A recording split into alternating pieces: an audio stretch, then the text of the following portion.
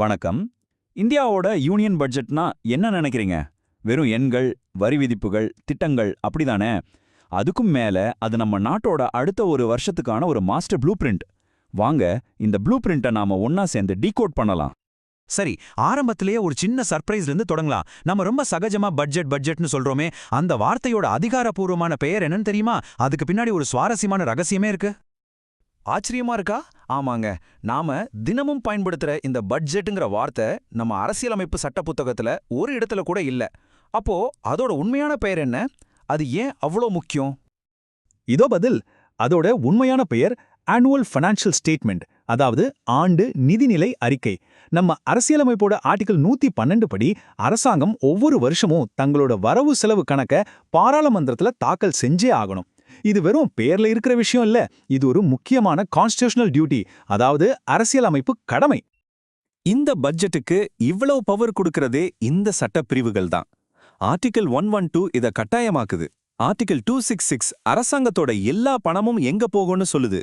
ரொம்ப முக்கியமா ஆர்டிகல் 265ம் 114ம் என்ன சொல்லுதுன்னா, சட்டத்தோட அனுமதி இல்லாம அரசாங்கத்தால நம்ம கிட்ட இருந்து ஒரு பைசா வரியா வாங்கவும் முடியாது, அதே மாதிரி ஒரு பைசா செலவும் பண்ண முடியாது. யோசிச்சு பாருங்க, இது எவ்வளவு பெரிய பவர்.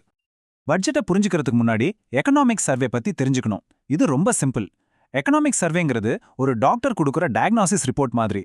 போன வருஷம் நம்ம பொருளாதாரத்தோட ஹெல்த் எப்படி இருந்துச்சு, என்னென்ன பிரச்சனைகள் இருக்குன்னு அது தெளிவா சொல்லிடும். பட்ஜெட்டுங்கிறது அந்த ரிப்போர்ட்டை வச்சு டாக்டர் எழுதி கொடுக்குற பிரிஸ்கிரிப்ஷன், அதாவது அடுத்த வருஷம் என்ன மருந்து சாப்பிடணும், என்ன செய்யணும்னு சொல்ற ஒரு ஆக்ஷன் பிளான். சரி, டயக்னாசிஸ், பிரிஸ்கிரிப்ஷன் எல்லாம் ஓகே. ஆனா இந்த பட்ஜெட்டோட பெரிய இலக்கு என்ன? இது வெறும் ஒரு வருஷத்துக்கான பிளான் இல்ல, இது ஒரு பெரிய தொலைநோக்கு பார்வையோட ஒரு முக்கியமான பகுதி. இந்த பட்ஜெட்டோட வழிகாட்டி விக்சித் பாரத்ங்கிற பார்வைதான், அதாவது வளர்ந்த இந்தியா. இது வெறும் எக்கனாமிக் growth மட்டும் இல்ல, நாட்டோட லட்சியமும் சமூக வளர்ச்சியும் ஒன்னா பயணிக்கணும் அப்படின்றது தான் இதோட நோக்கம். இந்த பெரிய இலக்கை அடையறதுக்கு அரசாங்கம் 3 முக்கியமான பொருளாதார கொள்கைகளை ஃபாலோ பண்ணுது. 1, நிற்காம முன்னேறி போற வளர்ச்சி. 2வது, தேவையில்லாத செலவுகளை கட்டுப்படுத்துற நிதி ஒழுக்கம். 3வது, விலைவாசியை நிலையா வச்சிருக்கிற பண ஸ்திரத்தன்மை. அப்போ நம்ம பொருளாதாரத்தோட ஹெல்த் இப்போ எப்படி இருக்கு? நம்ம டயக்னாசிஸ் ரிப்போர்ட், அதாவது எக்கனாமிக் சர்வே படி 2026ல நம்ம ஜிடிபி வளர்ச்சி 6.8% இருந்து 7.2% வரை இருக்கும்னு கணிக்கப்பட்டிருக்கு. இது உண்மையிலே ஒரு வலுவான வளர்ச்சி தான். சரி, இப்போ அந்த ப்ளூ பிரிண்ட்டுக்குள்ள இன்னும் ஆழமா போலாம்.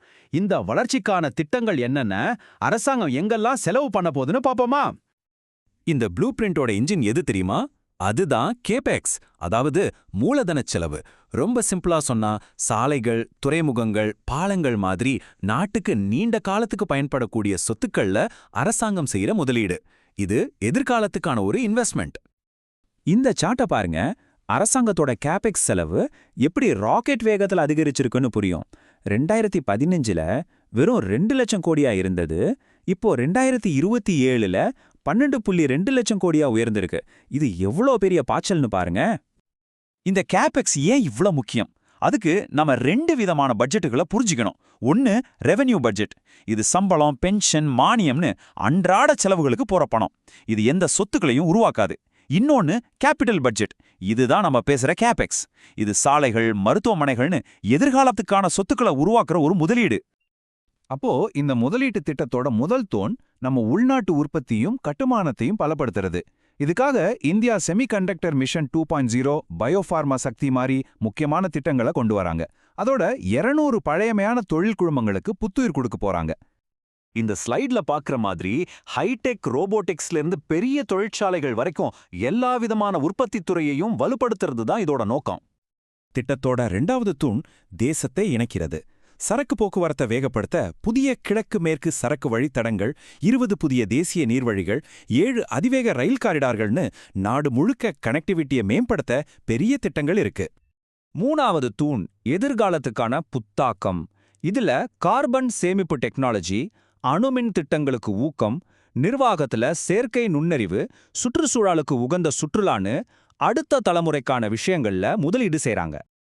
சரி, இவ்ளோ திட்டங்கள், இவ்ளோ எண்கள், இதெல்லாம் எதுக்கு?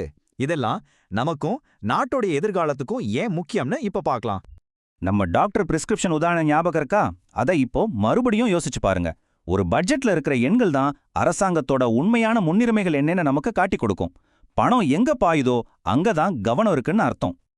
அரசாங்கத்தோட அணுகுமுறைய இந்த பட்ஜெட் ஆவணத்திலிருந்து எடுத்த மேற்கோள் தெளிவா சொல்லுது.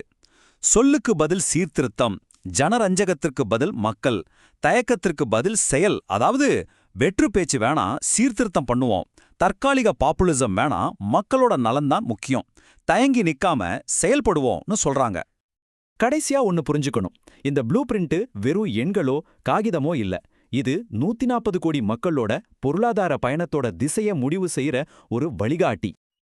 ஆனா ஞாபகம் வச்சுக்கோங்க, ஒரு ப்ளூ பிரிண்ட் வெறும் பிளான் தான். அசலான சவாலே அதை செயல்படுத்துறதுல தான் இருக்கு. இப்போ கேள்வி என்னன்னா, இந்த பிரம்மாண்டமான வரைபடம் நிஜத்துல கட்டப்படுமா இல்ல காகிதத்தோட நின்னுடுமா?